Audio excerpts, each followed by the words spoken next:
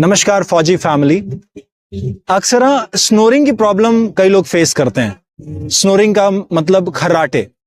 सोए में आदमी को जब खर्राटे होते हैं तो उसकी स्लीप बहुत डिस्टर्ब होती है, और अगल बगल वालों की भी स्लीप, बच्चों की, वाइफ की या हस्बैंड की। तो स्नोरिंग को कैसे दूर किया जाए? एक प्रैक्टिस है उज्जयी प्राणायाम। इसको विक्टोरियस ब्रीदिंग भी कहते हैं। उज्जयी आपके थ्रोट के कॉन्स्ट्रिक्शन से प्रैक्टिस किया जाता है। चलिए मैं आपको समझाता हूं उज्जयी कैसे प्रैक्टिस किया जाएगा।